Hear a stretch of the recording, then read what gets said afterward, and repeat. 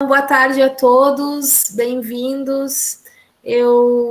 Hoje a gente vai fazer a palestra, né, sobre biovidros com a professora Juliana Daguano, falei certo? Sim. Da UFABC. E, primeiramente, eu quero, então, agradecer, né, porque a gente não se conhecia, mas a professora Juliana aceitou o convite, e eu acho que é sempre uma oportunidade, né, tanto para nós aprendermos alguma coisa, quanto para vocês ter mais alguém para fazer um contato, né, agora vocês sabem mais alguém de referência na área, e sempre dá para trocar uma ideia. Então, muito obrigada, Juliana, vou deixar contigo te fazer as tuas apresentações aí, enfim. Tá ótimo. Eu que agradeço muito o convite, essa oportunidade. Fiquei realmente muito contente quando ouvi o e-mail. E aí, assim, falar sobre biovidros é algo que, para mim, é muito bacana, porque minha iniciação científica eu fiz em 2005. Na verdade, eu sou engenheira bioquímica, formada, antigamente era FAENQ, é na Universidade aqui do Estado de São Paulo, e agora é a USP Lorena. A USP incorporou, a USP é a Universidade de São Paulo, acho que vocês conhecem, né? E aí eu me formei, fiz doutorado direto, ainda no tema de biovidros, tive uma interação muito forte com a professora Maria Helena Fernandes, da Universidade de Aveiro, até hoje a gente colabora, ela é uma referência também na área de biovidros, e parte do meu doutorado eu fiz também no Laboratório de Materiais Vítreos da UFSCar, que é o professor Edgar Zanotto e Oscar Paiton, que são duas referências muito fortes também na área de biovidros. Continuo interagindo com eles. O Zanotto já se aposentou o ano passado, mas o Oscar continua, mesmo que devagar, mas ativo. E aí a gente tem uma parceira, que é a Marina Trevelin. Ela hoje está montando uma startup na área de biovidros, a Vetra, tá? Com esses materiais que foram desenvolvidos na UFSCar. Então, boa parte das minhas pesquisas hoje envolvem o biosilicato, que na verdade não é um vidro, é uma vitrocerâmica bioativa. E vou falar aqui um pouquinho para vocês sobre tudo isso, trazer alguns conceitos. Eu sou, então, como eu comentei, né, docente da Universidade Federal do ABC, no curso de Engenharia Biomédica, mas atualmente eu estou cedida, né, emprestada para o Centro de Tecnologia da Informação Renato Archer, tá? Então, quando vocês olharem aqui, por que tem duas instituições, é porque é essa situação que eu me encontro. O Dr. Jorge, o diretor do CTI, ele me convidou para assumir a coordenação de projetos e serviços, e a gente montou um laboratório de bioimpressão 3D. Então, é uma área que eu estou me dedicando um pouco mais, que é a manufatura aditiva, né? Especialmente a bioimpressão 3D, no âmbito da biofabricação, né? Então, tentar fazer realmente estruturas que possam vir a substituir os tecidos, quem sabe no futuro órgãos. O CTI fica em Campinas, tá? A gente tem uma estrutura bem legal de laboratórios abertos. Uma das áreas, né, na verdade são grandes áreas, é a impressão 3D. O Jorge é uma referência no país, um dos pioneiros na impressão 3D no Brasil. E eu montei com ele um laboratório de bioimpressão 3D, então um laboratório de biotecnologia. E assim, por que eu estou falando de laboratórios abertos? Porque, na verdade, ele é aberto realmente para qualquer instituição que queira fazer uma parceria, que queira usar a infraestrutura que a gente tem lá, quiser fazer um estágio. Então, fiquem à vontade, se em algum momento vocês acharem que a gente pode auxiliar vocês, tá aí, deixa a indicação para vocês, tá? Essa aqui é a nossa equipe, as nossas bolsistas. Então, esse é o Dr. Jorge. Essa é uma referência que está ficando na área de bioimpressão 3D, a Janaína Dernosec. Não sei se vocês já ouviram falar de impressão 3D, conhecem um pouquinho a respeito do assunto.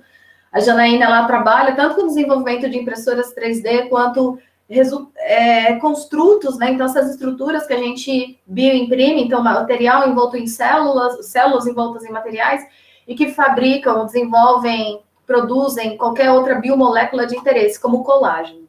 Então, as nossas bolsistas. E aí, vamos falar especificamente agora dos biovidros. Então, quando vocês ouvem falar biovidro, já está bastante consolidado a área tanto de enxertia óssea quanto a área de restauração dentária, né?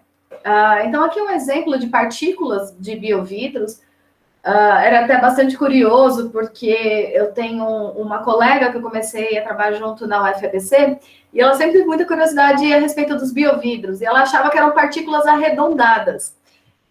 Mas como um vidro, as partículas, né, elas são pontiagudas, então até a gente já realizou um estudo que quando você cristaliza esse biovidro, se você obtém um vitrocerâmico, essas partículas que são usadas principalmente em enxertia óssea, parte de hipersensibilidade dentinária, elas ficam um pouco menos agudas, né? E aí você tem um conforto maior no uso dessas partículas pelo paciente. Então, aqui é o 45S5, ele foi o primeiro biovidro desenvolvido pelo Larry Hent, a gente vai falar daqui a pouquinho, lá nos Estados Unidos.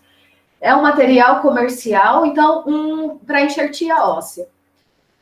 Aqui a gente tem uma outra foto, na verdade, uma radiografia, onde a gente tem um implante, são como 2 cilindros, como espaçadores intervertebrais.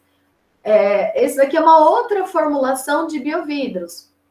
A gente fala biovidros, mas comercialmente conhecido biovidro, a família do 45S5, que é essa primeira formulação. O mais adequado seria a gente dizer vidros bioativos, para aqueles que não fossem dessa mesma composição, tá? Então, aqui, a família do S53P4 é uma composição desenvolvida na Finlândia, tem vários estudos em vivo, clínico, que mostra que realmente é um material já utilizado na prática médica, né? Aqui, um outro tipo de implante, um implante ocular, né? Que mostra muitos bons resultados, principalmente em casos de câncer. Você tem perda de toda essa estrutura, uma estrutura muito difícil de repor, e é muito sensível, porque é a nossa face, né? Então, as pessoas que são acometidas por esse tipo de degeneração entram realmente numa depressão depois, porque é muito ruim todas as consequências da doença, né? Então, quando a gente coloca um enxerto desse, não é que você vai regenerar a visão, ainda não estamos nesse ponto, mas você consegue manter muito bem a estrutura da calota, né, da caixa craniana. E isso realmente faz toda a diferença na vida do paciente. Esse daqui é o ciclo do ouvido médio, né? É também um tipo de implante que a gente pode ter a partir de biovidros. Esse especificamente é do biosilicato, que eu comentei rapidamente, que é uma vitrocerâmica, lá de São Carlos. Mas esse sim, ele tem uma bioatividade, ele se liga, ele consegue, de uma certa forma, tem muitos estudos ainda sendo feitos, mas recuperar parte da audição. Outra aplicação muito bem já, né, aceita é para hipersensibilidade dentinária. Então, eu sempre falo, quem que aí nunca sofreu, né, com essa dorzinha chata, vai tomar uma água gelada, vai comer um doce e se depara com essa dorzinha. A gente tem diversas pastas, né, que tiram essa sensibilidade. Porém, depois de um tempo de uso, se você deixar de usar, volta esse incômodo.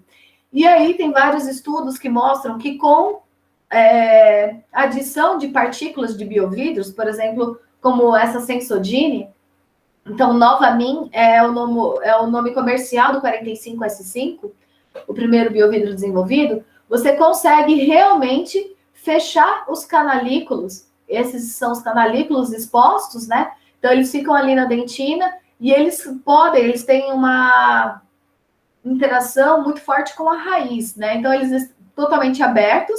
E aí, quando você faz a aplicação dessa pasta dentária com biovidro, você consegue recuperar essa camada que protege e aí prolonga o tratamento, então, essa resistência à dor.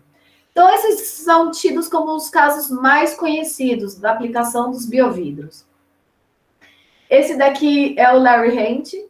Ele faleceu no finalzinho de 2016. Eu tive a oportunidade de encontrá-lo num congresso. Ele era uma pessoa muito querida na área, né, as pessoas que trabalham com os vidros de uma forma geral. Ele chegou até a escrever um livro para crianças, para vocês terem ideia de como ele era, né, uma pessoa assim com uma outra visão. E aí ele trabalhava na final da década de 60, no período da Guerra do Vietnã. Ele estava trabalhando, sempre trabalhou com vidros, mas vidros fotossensíveis. E aí, por conta da guerra, soldados norte-americanos estavam voltando com ossos fraturados, né, muitas lesões. E aí, o governo americano, né, as Forças Armadas, propuseram que ele desenvolvesse um material, então, que realmente tivesse uma boa interação com o osso e pudesse promover a regeneração, né, desses soldados. E aí, o Rent, numa experiência, ele acabou desenvolvendo uma formulação, pensando na composição do osso. Então, o Bioglass 45S5, ele é a base de sílica, óxido de cálcio, óxido de sódio e o pentóxido de fósforo. Então, que tivesse cálcio e fósforo numa estequiometria que fosse interessante próxima do osso. E aí, curiosamente, ele pôs e plantou nos coelhinhos, né? Fez um teste lá em vivo e viu que depois de um tempo, realmente o material tinha uma forte adesão ao tecido ósseo. E foi uma grande surpresa. A partir disso, muito estudo, né? O material hoje, como vocês viram, já comercial. Mas para entender todos os mecanismos, por que não de rejeição, era uma nova classe, né? A partir dos biovidros nasceu uma nova classe de materiais, os materiais bioativos. Até então, tudo que tinha para ortopedia eram os materiais metálicos, só se falava de materiais metálicos. Quando a gente fala na área dos biomateriais, foi uma grande revolução, né? Junto com os bioativos, também começou a se entender o comportamento dos bioreabsorvíveis, né? Aqueles que a gente coloca no organismo, eles são degradados e substituídos por um novo tecido. Então, família de, por exemplo, de alguns poliésteres, né? De polímeros como o PLLA, o PCL. Acho que vocês já ouviram falar um pouquinho desses materiais. E aí, então, qual é a base de um biovidro? Não causar nenhuma evidência, né, de resposta inflamatória, não ter nenhum efeito negativo no crescimento de células, também não inibir a proliferação e diferenciação celular, e ter uma boa face, né, como se realmente colasse com o tecido ósseo. E aí, o Rent propôs etapas. A partir do momento que você pega uma formulação, né, de um vidro dito bioativo, implanta, quais seriam os caminhos para promover realmente essa fixação do tecido ósseo? E aí você tem trocas iônicas do material com o plasma sanguíneo. Isso a gente consegue reproduzir em testes in vitro. Então, não sei se vocês sabem, mas na cadeia de testes de biocompatibilidade do material que vai ser utilizado como implante, primeiro a gente faz uma série de testes in vitro, né? Testes com soluções que simulam fluidos corpóreos, testes com células, né? Depois que você tem bons resultados no in vitro, aí sim você parte para o in vivo, então os testes em animais, e cada vez mais é exigido que sejam substituídos os testes em animais. E, por fim, depois que você também tem toda essa regularização, regulamentação, o ok, você parte para testes clínicos. E aí, sim, você pode fazer testes em humanos. Então, o Rent, a partir de um monte de testes, né, com soluções que simulam o fluido corpóreo, entendeu que haviam várias reações de superfície do material, formação de sílica gel, formação de um fosfato amorfo, até a formação de hidroxapatita carbonatada, e a partir disso, as células reconhecem essa superfície do material e começam a aderir e proliferar. E aí sim, você tem um implante muito bom. Então, essas etapas, esses estágios que estão descritos aqui, né, como a quebra das ligações silício-oxigênio, formação do silanol, que é essa camada de sílica gel, a dissorção de um fosfato amorfo, cristalização em hidroxapatita, a dissorção de marcadores na camada de hidroxapatita para o reconhecimento celular, ação de macrófagos, né, que são células do nosso sistema imune, que vão ali tentar entender, reconhecer o que está ali no organismo e dizer se é aceitável ou não. A adesão, então, dos osteoblastos, células osteoblásticas, né? Por fim, proliferação e diferenciação, aí a geração de uma matriz extracelular, como aquela fabricada pelo próprio organismo, né? Cristalização dessa matriz, e aí a proliferação, o crescimento dos osteócitos, né? Que são as células permanentes, vamos dizer assim, do nosso tecido ósseo. E todas essas etapas, elas são muito parecidas com o processo de remodelação do tecido ósseo.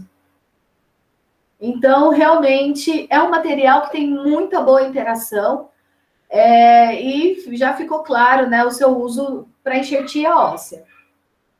Tá, e aí eu pergunto para vocês, qual que é a diferença do vidro que tenho aqui no meu copo para o vidro, né, bioativo? Como que a gente consegue? Será que qualquer vidro, então, eu posso fazer um teste e ver se ele vai produzir hidroxapatita, ele vai ter um bom reconhecimento pelo nosso organismo? Não, na verdade, não é qualquer vidro. Precisa ter cálcio, precisa ter fósforo? Também não. A gente hoje tem diferentes formulações que nem tem esses elementos. Qual é o princípio básico para a gente ter um biovidro, né? Um vidro bioativo? Ele tem que ser um vidro com baixo teor de sílica, tá? Ou de formadores de rede, sílica. É que o boro é bastante solúvel, o fosfato também, mas tem que ser um vidro que seja bastante solúvel, tá? Então, aqui a gente tem esse esqueminha, né? Do tetraedro da sílica, que é a base do vidro. E aí você pode ter os oxigênios pontantes ou não pontantes, né? E aí, quando você tem a substituição por sódio, cálcio, estrôncio, magnésio, né? Todos esses alcalinos terrosos, você tem uma ruptura dessa ligação e aí você deixa a sua cadeia mais despolimerizada e aí mais reativa, tá? Então, essa é a base da diferença entre um vidro de janela e o vidro bioativo. É que seja um vidro que possa liberar íons e que sejam íons de interesse para o organismo. Então, por exemplo, a gente já tem vários estudos que mostram, se eu colocar diferentes íons, não só o cálcio, né, como a gente pensa, o osso tem como base o cálcio, mas cada um desses pode ter efeitos muito interessantes, né? Como o magnésio, o boro, o ferro, o zircônio, eles são osteogênicos para a área dentária, né? Sementogênicos, então que estimulam as células do cemento, o lítio e o estrôncio. Angiogênese, né? Que vai, então, promover a vascularização, formação de vasos sanguíneos. Cobre e cobalto. E hoje que a gente tem falado muito na atividade antimicrobiana, porque já se sabe que boa parte de rejeição de implantes é pela formação, né, na superfície do material de um biofilme, tá? Bactérias, fungos que crescem ali na superfície do implante e levam à rejeição dele. Então, a atividade antimicrobiana, antibacteriana tem sido muito utilizada. E esses elementos promovem essa funcionalidade no material. Aí, como eu falei para vocês, aquelas etapas que o Rand estudou muito, que parecem com a remodelação óssea, elas podem ser investigadas por testes in vitro. Então, a gente tem várias normas que regulamentam esses testes, tá? E, basicamente, o que consiste? Pegar uma amostra desse material, colocar numa solução que tenha composição muito próxima do plasma sanguíneo, por exemplo, e avaliar quais são as reações na superfície do material. A gente pode avaliar isso por espectrometria, né, um FTIR, por difratometria de raio-x, DRX, por microscopia eletrônica com EDS. Então, tem várias técnicas e cada vez mais surgem outras técnicas para avaliar a formação dessas reações na superfície. Como eu falei para vocês do biosilicato. Então, a gente tem os biovidros, que são muito interessantes, interagem muito bem com o organismo, mas carecem do quê? De propriedade mecânica, né? Vidro é um material frágil. E aí, os estudos vieram depois no sentido de como melhorar essas propriedades mecânicas. Então, o que a gente sabe? A gente tem a estrutura amorfa. Se eu realizar um tratamento térmico adequado, eu posso trazer uma cristalinidade para essa estrutura, trazendo também uma resistência mecânica. E aí a gente tem vários implantes hoje, como esses daqui, que comercialmente são conhecidos como Cerabone, esses já são japoneses, e são utilizados como espaçadores intervertebrais, outros ossos do organismo, e que tem muito boa resistência mecânica quando comparado ao vidro. Lógico, a gente não tem nada parecido como o de um metal, né? Mas já são propriedades bem interessantes. E aí, depende muito da fase cristalina que você propiciar o crescimento no material, você pode até deixar esse vidro que era bioativo no estado de bioinerte. Mas outras fases não. Por exemplo, a do biosilicato. É uma fase, é um silicato de sódio e cálcio que deixa ele tão bioativo quanto o 45S5, tá? Então, eu tenho muitos estudos nesse sentido, de quais fases a gente consegue melhorar a resistência mecânica, mas sem perder a bioatividade. Então, não sei se vocês já fizeram alguma visita a uma indústria de vidreira, né? Se tem fácil, mas aqui não é uma indústria, é um laboratório lá da UFSCar, laboratório de materiais vítreos.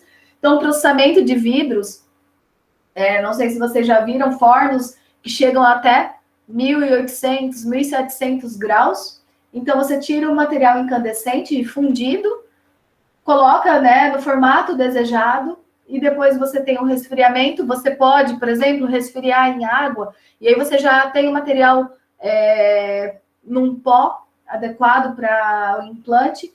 Ou você pode, por exemplo, fazer peças consolidadas, como aqui na figura, para fazer barrinhas e diferentes formatos para o implante, mas no formato um vidro monolítico. E aí o que a gente pode fazer também é, a partir disso, levar esse material para uma temperatura de nucleação dos cristais, né, o crescimento, então, e a obtenção do vitrocerâmico. Então, aqui o panorama geral, né, de como você pode obter tanto os vidros quanto os vitrocerâmicos. Duas rotas, basicamente, que a gente tem para a obtenção dos vitrocerâmicos, por fusão e por sol gel. Eu nunca trabalhei, na verdade, com vidros de sol gel, trabalho com os vidros de fusão, e aí você tem a obtenção de fritas, né, e depois o pó, e aí você já consegue ter material particulado num tamanho de partícula interessante para o implante, ou com peças monolíticas. Os vidros de sol gel, eles são muito interessantes em relação à bioatividade. Por quê? Eles têm uma alta área superficial. Isso acaba trocando mais facilmente ainda os íons com o meio onde ele está. Quando você tem essa alta área superficial, o material acaba sendo bastante bioativo. Uma limitação da rota de sol gel é que você não consegue grandes quantidades, né, como a gente consegue por fusão. Eu não sei se vocês conhecem, já viram esse diagrama de fases dos biovidros. Ele é um clássico, né, dos biovidros. Aqui a gente tem, então, a sílica, o óxido de cálcio, o óxido de sódio, e aqui fixando em 6% de adição de P2O5. O que a gente tem aqui? Então, era basicamente isso que eu estava explicando para vocês. Quando a gente tem um alto teor de sílica, a gente não tem um vidro solúvel. Você tem um vidro bastante estável, mas que não tem a reatividade suficiente para se ligar ao tecido ósseo. Mas também, se eu abaixo muito, né, reduzo muito o teor de sílica, o que acontece? Eu não consigo formar vidro. aquele material que é fundido ali, ele não tem a estrutura, ele não tem, né, a viscosidade adequada para eu verter e fazer um vidro. Então, eu também não consigo baixar muito, senão não forma vidro, que seria a região D. Se eu coloco muito sódio, o sódio, ele aumenta muito a solubilidade do material, né, de uma composição vítrea. Então, eu posso melhorar a ligação com o osso, mas eu tenho um limite também. Por quê? Se ele fica muito solúvel, ele troca íons muito fácil com o local do implante e aumenta muito o pH daquele local. O que acontece? Você pode necrosar suas células, tá? Então, não é interessante também uma composição muito solúvel. E aí a gente tem aqui o que seria o ideal, tá? Aqui essa estrelinha seria o 45S5 do Bioglass. Essa pontilhada seria as regiões mais bioativas. Aí a gente tem uma classificação de materiais bioativos. Então, quanto mais próximo do 45S5 seria o mais bioativo. E aí, a partir disso, você tem uma redução dessa bioatividade. E aí, o material que pode interagir tanto com o osso, quanto com tecidos moles também, por exemplo, a pele, ela já não tem toda essa potencialidade, tá? Então, quando a gente define esse grau de bioatividade, a gente tem dois comportamentos basicamente esperados: a osteocondução e a osteoindução.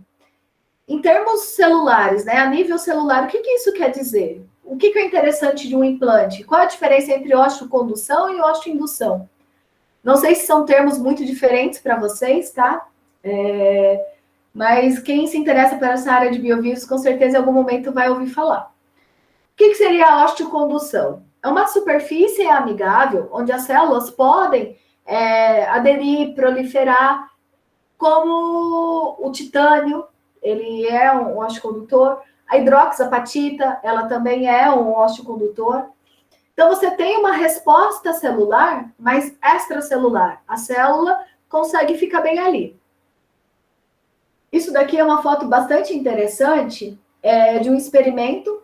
Foi implantado, né? Então, um cilindrinho, uma pastilhinha de um biovidro. Se eu não me engano, é uma tíbia de um macaco. E aí, enfim, depois do teste, né, os animais foram retirados, parte desse osso, e levado para um ensaio mecânico.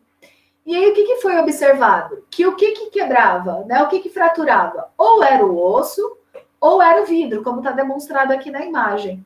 A interface, ela é muito boa. A interface não rompia, tá? Ela é mais resistente que o osso e mais resistente que o material.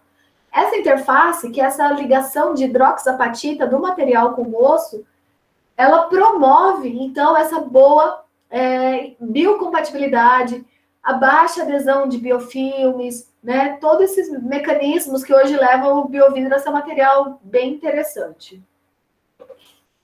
Mas a gente tem um outro comportamento. Aqui uma micrografia, vejam só. Isso daqui seria, então, a osteocondução. Eu tenho osteoblastos, né, essas estruturas, aqui eu tenho o núcleo da célula e eu consigo ver os pseudópodos, as células se acomodando muito bem ali na superfície do material. Então, realmente é uma estrutura que elas adoram. Mas eu tenho um outro mecanismo, que é a osteoindução. Ela vai além dessa adesão na superfície do material. Ela promove a diferenciação celular. Hoje, quando a gente fala em engenharia tecidual, é isso que a gente quer, engenharia de tecidos, né? Materiais que promovam a celular. Por quê? Se eu pegar uma célula-tronco e colocar ali na interação com o meu implante, esse implante vai indicar para a célula qual é a função, o formato que ela deve ter, tá? Então, a gente tem células-tronco mesenquimais que podem se estruturar como osteoblastos na superfície desses materiais osteoindutores, tá? E aí eu tenho expressão específica de proteínas. Tem proteínas que tem ali, né, no osso, que essas células conseguem produzir quando induzidas por um biovidro, que são a osteopontina, a cialoproteína e a fosfatase alcalina, tá? Então, aqui um esqueminha, uma partícula do 45S5, Nos primeiros contatos com o fluido corpóreo, você tem a formação da sílica gel, depois é a formação da hidroxapatita. Então, ele troca íons ali com o meio. Depois você tem adesão celular. E, por fim, a cristalização de uma matriz extracelular. Tá vendo aqui as células em volta, né? As células são essas rosinhas. E a matriz extracelular, né? Essa matriz amarelada, como a de um tecido natural. Esse aqui é um teste in vitro, então eu tenho o Bioglass 45S5, o biosilicato na forma vítrea e o biosilicato na forma cristalizada. E aí a gente consegue ver exatamente a formação da matriz extracelular. Eu tenho um marcador, né, que é a lisarina, e aí é um teste in vitro, então eu coloquei o material em contato com as células e as células produziram matriz extracelular. E como eu reconheço isso? A partir desses pontos amarelados, tá bom? Então, na microscopia óptica eu consigo ver, e aí o indicativo que no biosilicato, em contato com o biosilicato, as células gostaram tanto que produziram mais matriz extracelular. Então, o que a gente já falou, discutiu um pouquinho aqui? Que a gente pode ter diferentes formatos, né? Pó, monolitos, o material usinado, hoje material por impressão 3D, obtido já no formato do seu defeito ósseo. Mas o que vai guiar a biocompatibilidade, a interação do biovidro, né, com o local do implante, com o paciente? A área superficial, a rugosidade, a carga superficial, a química, né, desse material, topografia e as propriedades mecânicas. Então, essas são propriedades superficiais e ainda as propriedades intrínsecas do material, como densidade, porosidade, cristalinidade e composição química. Então, o que a gente sabe? Que a cinética de liberação desses íons, a velocidade que esses íons, silício, fósforo, cálcio, sódio, são entregues ao organismo, vão direcionar comportamentos como a osteogênese, que foi o que eu mostrei, a produção da matriz extracelular, a diferenciação do célula-tronco em osteoblasto. Assim, falando bem em termos bem genéricos, tá, gente? Para a gente conseguir ter essa interface aí das áreas. Então, eu tenho a expressão de genes, estimulação de marcadores osteogênicos, o controle do ciclo celular, que leva à diferenciação da célula-tronco, por exemplo, aumento da proliferação de osteoblastos, tudo por conta de quê? Da cinética de liberação desses íons. Posso promover a geogênese. Hoje, quando a gente fala em engenharia de tecidos, o que a gente mais busca é justamente ter a geogênese. Não adianta eu botar um implante lá no meu paciente se dentro desse implante não vai crescer vaso sanguíneo, né? Eu não vou ter, vai ser uma estrutura morta que eu estou colocando dentro do meu paciente. Então, eu preciso promover a geogênese e atividade antimicrobiana, que cada vez mais a gente tem estudado isso. Tá, é muito legal os biovidros, você pode aplicar em diferentes regiões. Aqui eu tenho um esqueminha, esse artigo, indico para vocês lerem, do Baino. É uma revisão de todas as possíveis aplicações dos vidros bioativos, tá? Não só a parte de regeneração óssea e dentária, mas, por exemplo, o estímulo de células específicas, como células cardiovasculares, ou então células da pele, células de regeneração nervosa. Mas qual é, então, a limitação? Por que hoje a gente não tem tantos pacientes recuperados por uma prótese como essa? Realmente, a resistência mecânica, né, que aí você acaba indo para os metais, e também a forma de preparar esse material. Os médicos, eu não sei se aí alguém tem um pai, um namorado, um primo médico, mas os médicos, eles são muito resistentes a novas tecnologias, tá, gente? E aí, você tem que ter um material muito fácil de aplicar. Eles não querem saber o resultado depois, eles querem saber o momento cirúrgico. 90% do sucesso dos implantes, de uma cirurgia, do sucesso do implante depende da cirurgia. Então, você perguntar para o médico, nossa, olha só, o que você prefere? Um implante de aço carbono ou um implante de titânio, que é muito mais biocompatível que o aço carbono? Né? O aço inoxidável, desculpa, porque o aço carbono, realmente você vai ter necrose no seu tecido. Mas um aço inoxidável ou um titânio, o médico não se importa muito com isso. Ele quer saber qual é o material que tem um custo interessante para ele quer saber o que ele consegue implantar mais fácil, tá? Então, os biovidros, eles ficam na desvantagem justamente por conta das limitações dos formatos e da aplicação. Então, o que tem sido estudado hoje? Então, o que os engenheiros de materiais começaram a fazer? Buscar formas de processamento, de formas de disponibilizar esse material de uma forma mais prática para o médico. E aí veio os compósitos, né, com matrizes poliméricas biodegradáveis, reabsorvíveis, então, ou materiais injetáveis, materiais obtidos por impressão 3D, que aí você consegue realmente ter o material no formato do seu defeito ósseo, materiais que pudessem ser cortados. Então, hoje, os estudos estão focando mais nisso, não tanto como há 10 anos atrás, que eram as formulações dos biovidros, mas na forma de fazer compósito e novos processamentos, tá, gente? Então, aqui, por exemplo, uma matriz, como uma malha, um algodão, na verdade, essa é um pouquinho mais rígida, um pouco mais densa, para que você pudesse fazer conduítes de regeneração nervosa. Ainda na linha dos vitrocerâmicos, né? Vários estudos hoje mostram que você pode tratar um câncer ósseo, né? Por hipertermia. Então, você sabe que você, acima de 42 graus, você tem morte celular, você tem uma fase cristalina que você consegue induzir o aquecimento do material, então uma fase magnética com a magnetita, a volastonita, você coloca o seu paciente num campo magnético e aí você tem um aquecimento do material nessa região.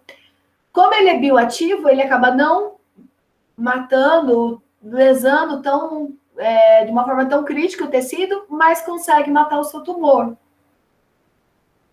Aqui um pé diabético, feridas diabéticas, são muito difíceis de se fecharem, né? De regenerar. E isso vocês não têm ideia, mas 13% dos custos do SUS estão relacionados a feridas diabéticas, né? Como o pé diabético. Então, aqui, esse é um novelo, um chumasco com algodão doce de vidro bioativo e que tem muito bom recuperação dessas lesões. Aqui um estudo em vivo, né? Com camundongo. Então, que também você consegue ver a diferença. O controle, então, a ferida aberta, sem nenhum outro material, depois de 16 dias, e aqui com diferentes formulações, você vê realmente a regeneração da ferida. E como eu tinha comentado com vocês, a questão da atividade antimicrobiana, então você consegue ter algumas formulações que, além de ter a bioatividade, ela consegue matar as bactérias, né, que podem estar ali formando aquele biofilme que dá uma necessidade de retirada do seu implante. Então, aqui você tem, por exemplo, a formulação à base de boro, tá? Que não é um silicato, um vidro silicato, é um vidro borato, com 56% do óxido de boro, e aí com adições de cobre, zinco, onde eles fizeram testes e viram que realmente você tem a morte de bactérias gram-positivas quanto gram-negativas. Mas o que foi mais interessante desse estudo, que ainda assim, mesmo tendo essa atividade antimicrobiana, o material teve uma viabilidade celular com células do sistema imune, tá? As T-cells, que são células bastante estudadas para esses testes do sistema imunológico, você tem uma viabilidade em torno de 100%. Então, realmente, é um material bastante versátil, tá? Do ponto de vista de biocompatibilidade. E aí, mais uma vez, o processamento acaba sendo um limitante. Uma forma né, hoje, pensando sempre agora em engenharia tecidual, ou engenharia de tecidos, cada um gosta de falar de uma maneira, a gente pensa muito o quê? Em scaffold, arcabouço. A gente quer um material que seja poroso, poros interconectados, que promova a angiogênese, né, a vascularização do meio, para que as células possam entrar, proliferar, diferenciar e crescer um tecido. Então, hoje é o sonho de qualquer um que está nessa área de biomateriais, é fazer um material que você consiga fazer uma pele artificial, um osso artificial, né? Porque o que a gente consegue hoje é muito pequenininho, não é suficiente para o implante, um grande defeito ósseo. Então, uma das técnicas que até, vamos dizer, há uns 5 anos atrás, era muito investigada para processamento de biovidros como scaffold, são técnicas, por exemplo, como a réplica. Você tem uma matriz polimérica, você faz um banho numa uma suspensão dessa cerâmica, seca isso, queima o polímero, sinteriza. Mas é muito ruim, porque não tem uma reprodutibilidade. Cada amostra sai de um jeito, com um tamanho de poro não tão controlado. Então, essa abordagem pelo método da réplica, ela já está caindo em desuso. E hoje o que a gente quer é a impressão 3D, tá? É o que a gente tem buscado mais hoje. Toda a área de estudos está focada nisso, na impressão 3D. Aqui no CTI Renato Archer, eu tenho, então, um projeto que é chamado Estudos da Biofabricação de Estrutura Osteocondral. A ideia é que a gente possa fazer o tecido osteocondral, pensa no joelho. Você tem cartilagem e você tem osso ali. Então, você tem um gradiente, tanto bioquímico quanto biomecânico, muito grande. Você tem um tecido que é a cartilagem, que tem suas características, e tem um outro tecido que é o tecido ósseo, que tem uma outra característica, né? Então, a gente, pela impressão 3D, a gente está buscando a impressão com hidrogéis de uma estrutura que seja mais próxima da cartilagem, então uma flexibilidade maior, mas com um módulo elástico menor, um tecido que não vai promover tanto a vascularização. O tecido cartilaginoso ele não é vascularizado, né?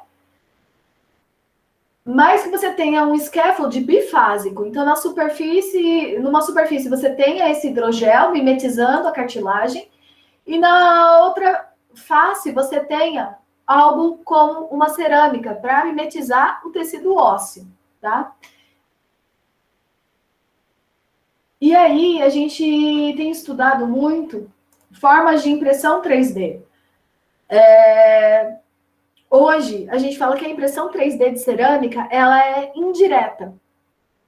Por quê? Não adianta, poucos casos, até vou mostrar daqui a pouquinho para vocês, você precisa obter a sua peça, né? Geralmente você usa ou um grande teor de água, ou uma matriz polimérica. Aqui no nosso estudo, é uma tinta à base de PEG, laponita, onde a gente misturou o biosilicato, fez a pasta cerâmica e imprimiu. Só que depois disso daqui, o material ele é seco e aí a gente leva para sinterização.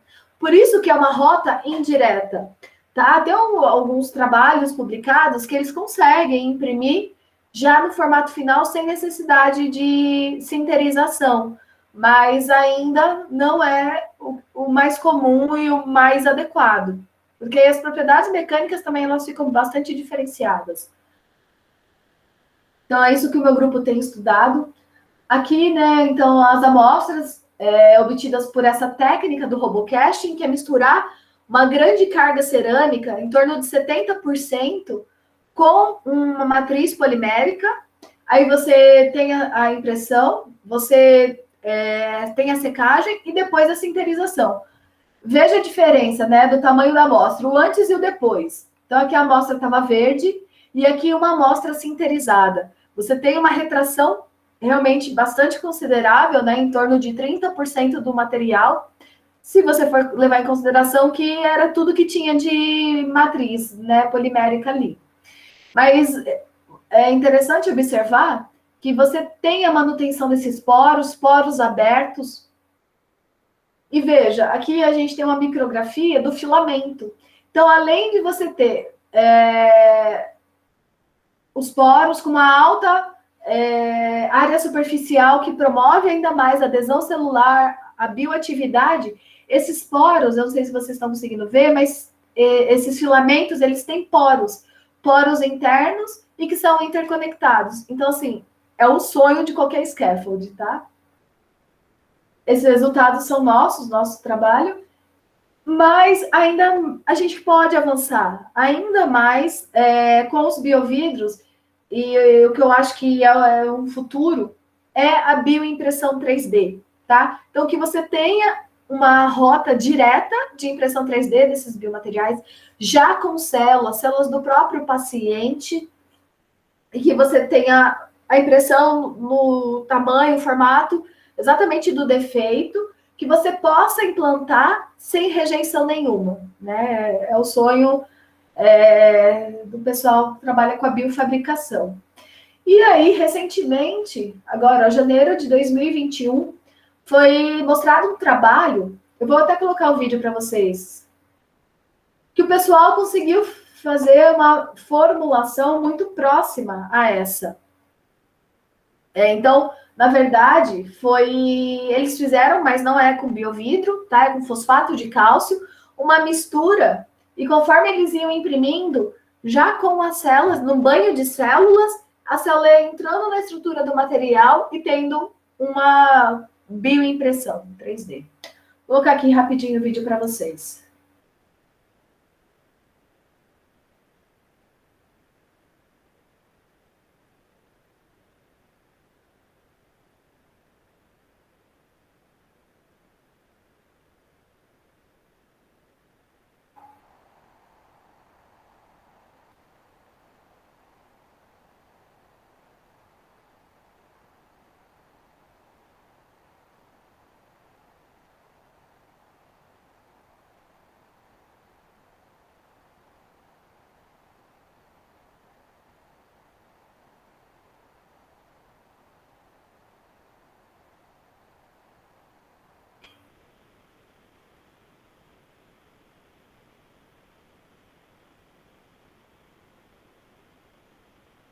Olha lá a estrutura.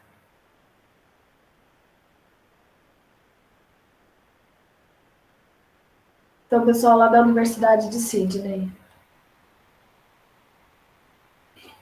Bom, pessoal, é isso. Eu vou colocar aqui meu contato para vocês. Quem quiser me escrever, fique à vontade.